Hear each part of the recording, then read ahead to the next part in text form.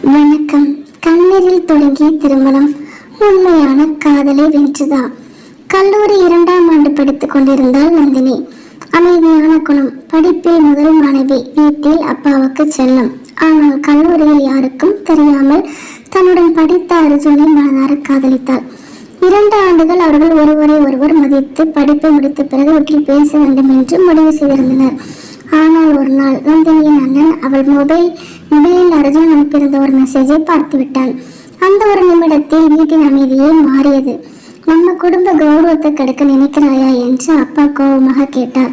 நந்தினி அழுதபடி, அவர் நல்லவர் அப்பா, படிப்பு முடித்த பிறகு உங்களிடம் சொல்ல நினைத்தேன் என்றார். ஆனால் யாரும் கேட்கவில்லை. அடுத்த சில நாட்களில் அவளது மொபைல் பறிமுதல் செய்யப்பட்டது. கல்லூரிக்கு செல்லவும் அனுமதி மறுக்கப்பட்டது. அதற்குள் உறவினர் மூலம் ஒரு மாப்பிள்ளை வந்தார். அவருடைய பெயர் விக்னேஷ். நல்ல வேலை, நல்ல குடும்பம். ஆனால் நந்தினிக்கு இந்த திருமணத்தில் விருப்பமே இல்லை. இந்த கல்யாணம் வேண்டாம் என்று பலமுறை சொன்னாள். ஆனால் வீட்டில் ஒரே பதில், கல்யாணம் நடக்கும்.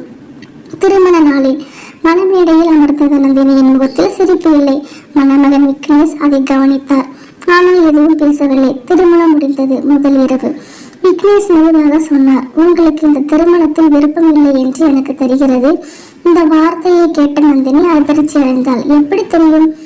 திருமண நாள் முழுவதும் உங்கள் கண்களில் சந்தோஷம் இல்லை. அவள் அமைதியாக அழ ஆரம்பித்தாள். அந்த இரவு நடந்த ஒரு ஒப்புதல் அவர்களின் வாழ்க்கையை முற்றிலும் மாற்றப்போகிறது. திருமணம் முடிந்த 3 நாட்கள் ஆகிவிட்டன. விக்னேஷின் வீட்டில் அனைவரும் புது மணப்பெண்ணை மகிழ்ச்சியாக வரவேற்க முயன்றனர். மாமியார் லட்சுமி சிரித்தபடி, நந்தினி, காலை டிஃபன் சாப்பிடலாமா என்று அழைத்தார். பசி இல்லை, ஒரே வார்த்தை. அதற்கு மேல் எதுவும் பேசவில்லை. விக்னேஷ் மெதுவாக கொஞ்சமாவது சாப்பிடு என்று கூறினான். அவள் அவனை பார்த்த பார்வையில் அன்பு இல்லை, கோபம் இல்லை, வெறுப்பு மட்டுமே இருந்தது. என்னை யாரும் கட்டாயப்படுத்த வேண்டாம் என்று சொல்லிவிட்டு அறைக்குள் சென்று கதவை மூடினாள். வீட்டில் அமைதி நிலவியது. அடுத்த நாள் மாமனார் சண்முகம் மிகவும் பொறுமையானவர்.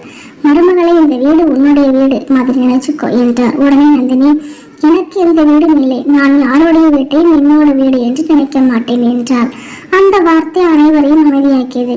லட்சுமியின் முகம் வாடியது. நாம் என்ன தப்பு பண்ணோம் என்று உள்ளுக்குள் நினைத்தாள். நாட்கள் நகர்ந்தன. வீட்டில் யாராவது பேசினால் ஒரே வார்த்தையில் பதில். சில நேரங்களில் பதிலே இல்லை. உணவு சாப்பிட்டதும் தட்டை கூட எடுத்து வைக்க மாட்டாள். துணிகளை யாராவது மடித்து வாங்கி கொள்வாள். நன்றி கூட சொல்ல மாட்டாள். வீட்டில் யாருக்காவது உடல்நிலை சரியில்லை என்றாலும் கவலைப்பட மாட்டாள். அவளுக்கு அந்த வீடு ஒரு தங்கும் இடம் மட்டுமே. ஒரு நாள் லட்சுமி மெதுவாக விக்னேஷிடம் கேட்டார், நான் நந்தினிக்கு எவ்வளவு பிரச்சனையா? விக்னேஷ் சிரிக்க முயன்றான். கொஞ்ச நாள் ஆகட்டும் அம்மா. எவ்வளவு நாள்? அவனிடம் பதில் இல்லை. அடுத்த வாரம் உறவினர்கள் வீட்டுக்கு வந்தனர். அனைவரும் நந்தினியிடம் பேச முயன்றனர். ஆனால் அவள் கைபேசியை பார்த்து கொண்டிருந்தாள்.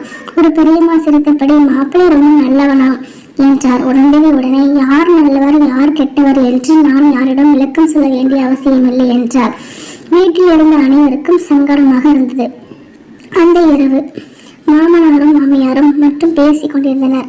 இப்படி எவ்வளவு நாள் நம்ம வீட்டில் சிரிப்பே இல்லை. விக்னேஷ் சந்தோஷமாக இருக்கானா கூட தெரியல. லட்சுமியின் கண்களில் கண்ணீர். இந்த பெண்ணுக்கு நம்ம மேல கொஞ்சமாவது பாசம் இருக்கா? சண்முகம் ஆழ்ந்த மூச்சு விட்டார். இல்ல, 1 மாதம், 2 மாதம், 3 மாதம் நந்தினி மாறவே இல்லை. விக்னேஷ் மட்டும் அவளிடம் கோபமாக ஒரு நாளும் பேசவில்லை.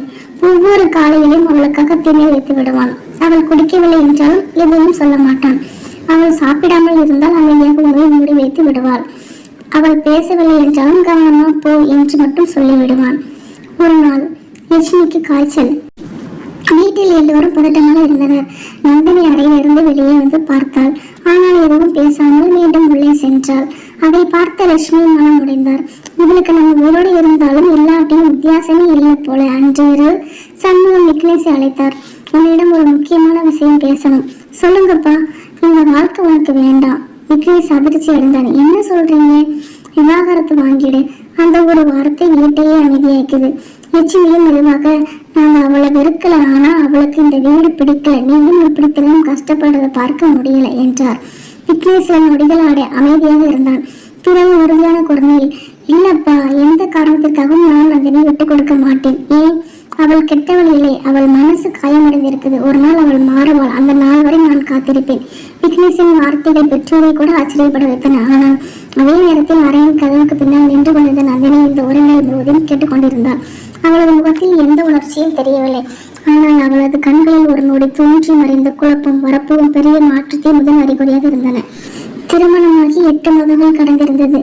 ஒரு வெள்ளிக்கிழமை காலை குடும்பத்தினர் அனைவரும் கோவிலுக்கு செல்ல முடிவு செய்தனர். முதலில் செல்ல விருப்பம் இல்லாமல் இருந்த நந்தினி விக்னேஷின் வற்புறுத்தலால் அமைதியாக வந்தாள். கோவிலில் சாமி தரிசனம் முடிந்து வெளியே வந்த போது நந்தினி என்ற ஒரு குரல் அவளை திரும்பி பார்க்க வைத்தது. அவள் அதிர்ச்சி அடைந்தாள். அது அவளுடைய கல்லூரி காதல் அர்ஜுன். பல மாதங்களுக்கு பிறகு அவளை பார்த்தாள். சில நிமிடங்களும் அவரோடு பேசினர். அர்ஜுன், நீ சந்தோஷமாக இருக்கியா என்று கேட்டான். நந்தினி பதில் சொல்லாமல் அமைதியாக நின்றாள். அப்போது விக்னேஷ் தூரத்தில் இருந்த நந்தினி கிளம்பலாமா என்று அழைத்தான். அவள் வரேன் என்று மட்டும் சொல்லிவிட்டு சென்றாள். அடுத்த நாள் முதல் அர்ஜுன் அவளுக்கு அடிக்கடி போன் செய்ய ஆரம்பித்தான். முதலில் நந்தினி எடுக்கவில்லை. பிறகு தொடர்ந்து அழைப்புகள் வந்தன, செய்திகளும் வந்தன. நாம் மீண்டும் பேசலாமா? நான் இன்னும் உண்மையே மறக்கவில்லை. ஒரு தடவை மட்டும் சந்திக்கலாம். நந்தினி ஒவ்வொரு முறையும் எந்த செய்திகளையும் பார்த்துவிட்டு அழைத்து விட்டாள். ஒரு நாள் அர்ஜுன் வேறு எண்ணிலிருந்து அழைத்தான். நந்தினி தெரியாமல் எடுத்தாள். நந்தினி, நான் அர்ஜுன். அவள் அமைதியாக கேட்டாள். அர்ஜுன், நீ சந்தோஷமா இல்லைன்னு எனக்கு தெரியும். நம்ம பழைய மாதிரியே அவன் பேச்சு அவள் நிறுத்தினாள். அர்ஜுன், என் வாழ்க்கை இப்போது வேறு. ஆனா ஒரு காலத்துல நான் உன்னை காதலிச்சது உண்மை. ஆனால் இன்று நான் ஒரு மனைவி. என் கணவன் என்னை மதித்து நான் அவரை காயப்படுத்திய போதும் என்னை விட்டு விலகவில்லை. அந்த நம்பிக்கையை நான் துரோகம் செய்ய மாட்டேன். சில நொடிகள் அமைதி. இனிமேல் எனக்கு போன் பண்ணாத, இதே நமக்கு இருவருக்கும் நல்லது என்று சொல்லிவிட்டு அழைப்பை துண்டித்தாள். அந்த நாளுக்கு பிறகு அர்ஜுன் மீண்டும் அவளை தொடர்பு கொள்ளவில்லை. அன்று மாலை விக்னேஷ் வேலை முடிந்து வீட்டுக்கு வந்தால் நந்தினியை முதல் முறையாக அவனிடம் காப்பி கொடுப்பீங்களா என்று கேட்டால். விக்னேஷ் ஆச்சரியமாக அவளை பார்த்தான். அந்த ஒரு கேள்வி அவனுக்கு பெரிய மகிழ்ச்சியாக இருந்தது. அன்றிரவு நந்தினி மாமனார் மற்றும் மாமியாரிடம் மன்னிப்பு கேட்டாள். உங்களிடம் நான் மிகவும் கடுமையாக நடந்து கொண்டேன், என்னை மன்னித்து விடுங்கள். லட்சுமி அவளை கணித்துக் கொண்டு, எங்களுக்கு நீ மகள்தான் என்று கூறினாள். சண்முகம் புன்னையுடன், இப்போதுதான் இந்த வீடு முழுமையாக குடும்பமாக இருக்கிறது என்றார். விக்னேஷின் கண்களில் மகிழ்ச்சி, கண்ணீர் வழிந்தது. முடிவு.